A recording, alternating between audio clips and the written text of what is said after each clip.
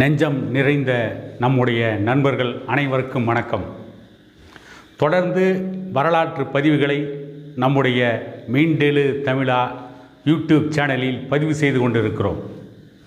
இன்றைக்கு அந்த வரலாற்று பதிவின் அடுத்த கட்டமாக தென்னாப்பிரிக்க விடுதலைக்கு போராடிய புரட்சியாளர் நெல்சன் மண்டேலா அவர் எப்படியெல்லாம் தன்னுடைய இளமை காலத்தை தென்னாப்பிரிக்க மக்களின் விடுதலைக்காக செலவு செய்தார்.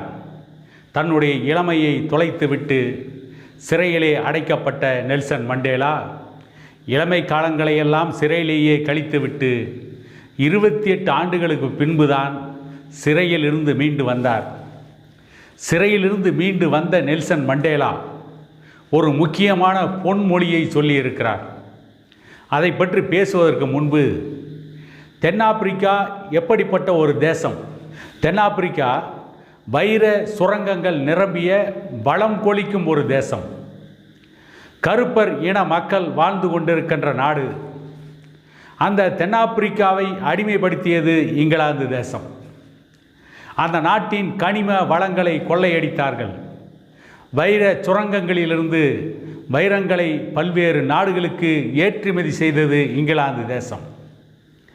அப்படி அந்த தென்னாப்பிரிக்காவை அடிமைப்படுத்திய இங்கிலாந்து நாடு கடைசியில் டி கிளார்க் என்பவர் தென்னாப்பிரிக்காவின் தலைவராக, அடிமை தேசத்தின் தலைவராக, ஆதிக்கம் செலுத்திய இங்கிலாந்தின் தலைவராக இருந்தார்.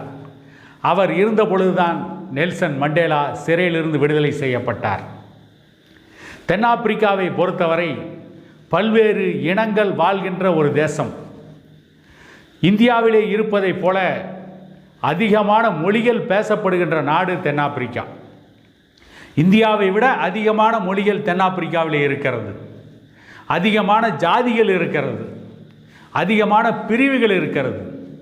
ஆகவே தான் தென்னாப்பிரிக்காவை அடிமைப்படுத்தி நீண்ட நாட்கள் இங்கிலாந்து தன்னுடைய ஆதிக்கத்தை தென்னாப்பிரிக்காவின் மீது செலுத்த முடிந்தது என்பது ஒரு புறம் இருந்தாலும் கூட கடுமையான அடக்குமுறைகளை தென்னாப்பிரிக்க தேசத்து மக்கள் மீது, அந்த கருப்பரின மக்கள் மீது திணித்தது இங்கிலாந்து அரசு. தென்னாப்பிரிக்காவிலிருந்து அடிமைகளாக விலைக்கு வாங்கப்பட்டவர்கள் அமெரிக்காவின் சந்தைகளிலே ஆடு மாடுகளைப் போல விலை கூவி விற்கப்பட்ட அவலங்களெல்லாம் நடந்தது. அதை எதிர்த்துத்தான் தென்னாப்பிரிக்காவில் இருந்து விலைக்கு வாங்கப்பட்ட அடிமைகளுக்கு விடுதலை வேண்டும் என்றுதான் மார்ட்டின் லூதர் கிங் என்பவர் போராடினார். அதற்கு பிறகு தென்னாப்பிரிக்காவிலிருந்து அடிமைகளாக அமெரிக்காவிற்கு விலைக்கு வாங்கப்பட்டவர்கள் சகல உரிமைகளோடு இன்றைக்கும் அமெரிக்காவிலே வாழ்ந்து கொண்டிருக்கிறார்கள். ஆனால் தாயக பூமியான தென்னாப்பிரிக்காவில் கருப்பரின மக்களுக்கு விடுதலை கிடைக்கவில்லை. அடிமைகளாகவே வாழ்ந்து கொண்டிருந்தார்கள்.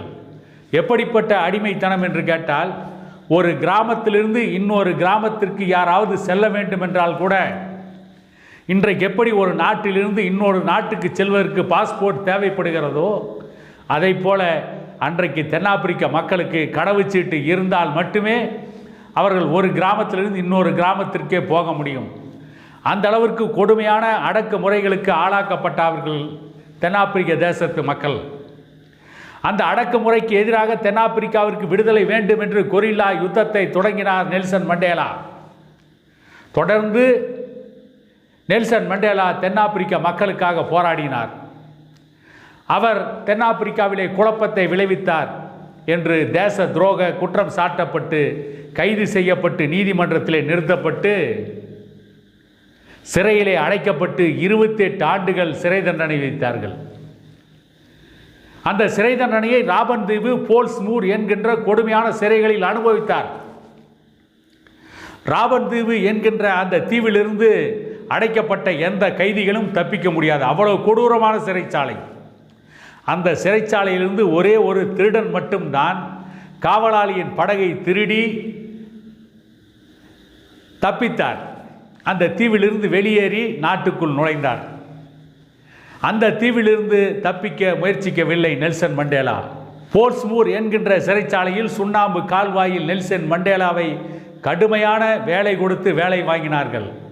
அவற்றையெல்லாம் சந்தித்து சர்வதேச நெருக்கடிக்கு பயந்து சர்வதேச நாடுகளும் நெல்சன் மண்டேலாவை விடுதலை செய்ய வேண்டும், 28 ஆண்டுகள் சிறைவாசம் என்பது மிகவும் கொடுமை என்று உலகத்தின் பல நாடுகள் குரல் கொடுத்ததற்கு பிறகு நெல்சன் மண்டேலா சிறையிலிருந்து விடுதலை செய்யப்பட்டார். சிறையிலிருந்து விடுதலை செய்யப்பட்ட நெல்சன் மண்டேலா தென்னாப்பிரிக்க தேசிய காங்கிரஸின் மாநாட்டை தென்னாப்பிரிக்காவின் தலைநகர் ஜோகனஸ்பர்க்கில் நடத்தினார். அந்த மாநாட்டிலே தான் அற்புதமான பொன்மொழியை சொன்னார் நெல்சன் மண்டேலா. நாங்கள் ராபன் தீவு போல்ஸ்மோர் சிறைச்சாலைகளிலே அடைக்கப்பட்டோம். கடுமையான தண்டனைகள், கொடுமையான சிறைச்சாலைகள். இந்த இங்கிலாந்து அரசனுடைய காவல்துறையினர் கொடுத்த அந்த கொடுமைகளை பார்த்து பயந்து போய் அந்த காவல்துறைக்கும் இந்த ஏகாதிபத்திய அரசுக்கும் பயந்து நடுங்கியவர்களை அவர்கள் அழித்து விட்டார்கள், ஒழித்து விட்டார்கள்.